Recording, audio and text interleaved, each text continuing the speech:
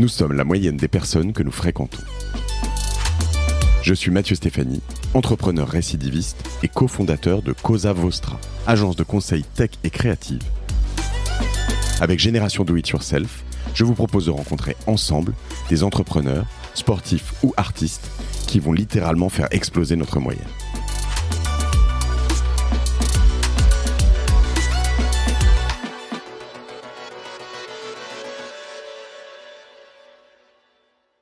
Une question qu'on me pose parfois, plutôt avec des étudiants, c'est quel est le bon moment pour entreprendre ?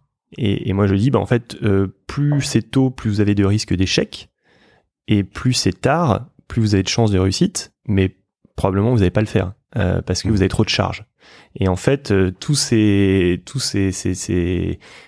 qui t'attache, en fait, c'est tes charges, c'est d'avoir commencé à avoir des enfants, c'est d'avoir acheté un appartement qu'il faut payer. Voilà, c'est tout ce qui te retient. Moi, tout vendre pour entreprendre, c'est quand même plus compliqué que beaucoup plus compliqué. Que rien lâcher pour faire. Voilà. Ouais. Et donc, quand t'es jeune, tu vas probablement faire plein de conneries, mais d'abord, c'est pas grave, tu vas apprendre, et puis surtout, t'as pas de charge. Moi, quand j'ai fait l'INSEAD après mon deuxième job, j'ai pas bien compris que les impôts, en fait, fallait économiser pour les payer l'année d'après. C'est l'enfer, ça. Et donc, moi, j'ai dû faire un prêt pour payer mes impôts. J'avais pas un sou. Et après, quand j'ai monté Urban Soccer, j'habitais une chambre de bonne où il y avait les toilettes sur le palier et il n'y avait pas de salle de bain. Et donc, on a démarré dans un appartement avec Augustin, appelle le Marmont que tu as reçu récemment. Et c'était là ma douche. C'est-à-dire que dans cet appartement, il y avait une salle de bain.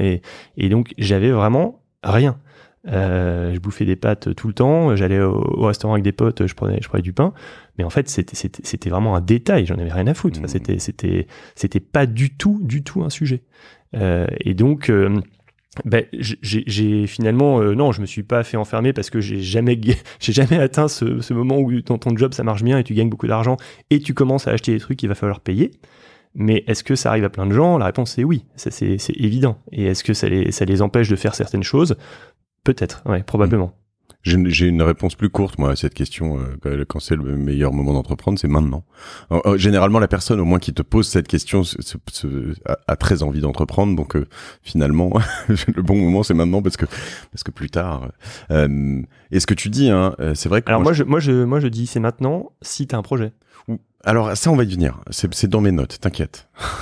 On va y venir sur le projet parce que j'ai enregistré tout un épisode qui va complètement à l'opposé de ça. Donc c'est intéressant de pouvoir comparer. Moi, ce que je veux dire par maintenant, c'est quand. Alors d'ailleurs, on m'a fait ces reproches il y a très longtemps, au tout début de ce podcast, donc qui va bientôt avoir 6 ans. Donc j'avais une tendance à dire à tout le monde, il faut entreprendre. Non. Moi, je suis revenu là-dessus. T'as pas envie d'entreprendre, n'entreprends pas. Enfin, c'est quand même fastidieux, c'est quand même un vrai fardeau, etc. En revanche, quand t'as envie, en effet, faut apprécier le chemin plus que l'objectif, la destination. Et moi, ce que tu dis, hein, tu vois, je me souviens que dans ma toute première boîte, avec mes 2 associés, Philippe et Julien, on était pareil dans un petit appartement, et tous les midis, je leur faisais à bouffer. Tu vois, parce on n'avait pas de ticket resto, on n'avait pas de machin, on achetait souvent un poulet, des légumes, et puis je faisais à bouffer, quoi. Mais ce que je veux dire, en revanche, je suis pas en train de me plaindre, hein, non, mais c'est que on adorait ça. C'est ce que j'allais te dire. En fait, là, tu racontes des bons souvenirs. Exactement. Voilà. Exactement. Et ouais, c'était extra. Donc voilà, faut juste apprécier ces moments-là. Alors, t'étais avec Augustin dans un appartement, mais vous étiez pas sur le même projet ? Non, parce qu'en fait, moi, j'étais donc à l'INSEAD avec Michel, son associé, et quand j'ai monté Urban Football avec Nicolas Barter, mon associé, en même temps, Michel et Augustin montaient leur société, et donc on s'était mis dans des bureaux ensemble. Voilà, on a démarré en même temps, mais sur des projets très différents. Des bureaux avec une douche, donc, du coup. Alors, ce qui n'a pas duré longtemps parce qu'ils se sont mis à entreposer leurs biscuits dedans. Ok. Et ça m'a posé un gros problème. Ouais, on a déjà parlé de ces bureaux dans un autre épisode, du coup. Ouais, ok. Donc ils vous ont viré ou comment c'est passé, vous êtes séparés? Écoute, on a fini par partir. En fait, on est parti quand on a ouvert notre premier centre de foot à 5 à Puteaux, où il y avait donc un ancien club de tennis avec une grande maison. Cette grande maison est devenue nos bureaux.